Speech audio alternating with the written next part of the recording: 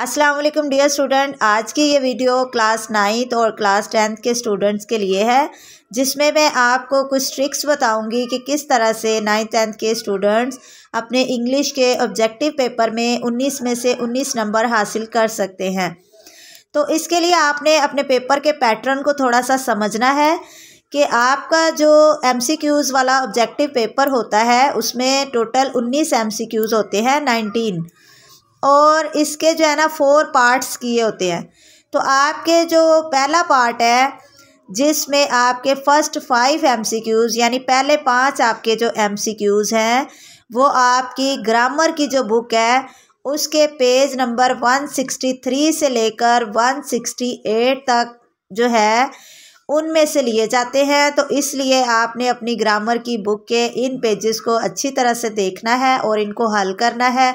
5 marks के 5 objective MCQs आपके इसी पोर्शन में से आएंगे। उसके बाद है आपका दूसरा पार्ट, क्वेश्चन नंबर 2, जिसमें अगले जो 4 MCQs हैं वो उसके लिए आपने हर चैप्टर के आखिर पे जो ग्लॉसरी वर्ड दिए होते हैं उनको अच्छी तरह से देखना है और बार बार उनकी प्रैक्टिस करनी है।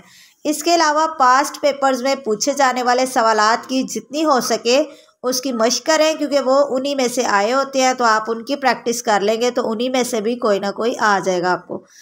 उसके बाद है तीसरा पार्ट, यानी अगले 5 MCQs आपके वो सिनोनियम और एंटोनियम मीनिंग्स वगैरह पूछे जाते हैं।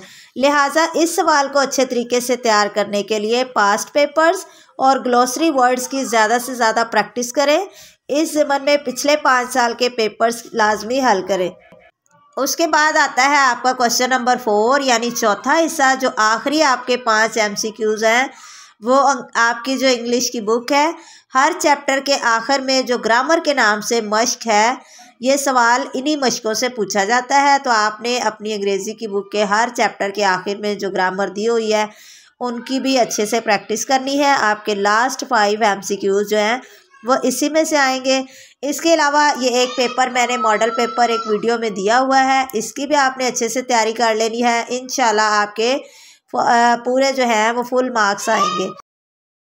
मज़ीद ऐसी हेल्पफुल एजुकेशनल वीडियोस के लिए मेरा चैनल ज़रूर सब्सक्राइब करें। तो मिलते हैं नेक्स्ट वीडियो में, तब तक के लिए अल्लाह हाफिज़।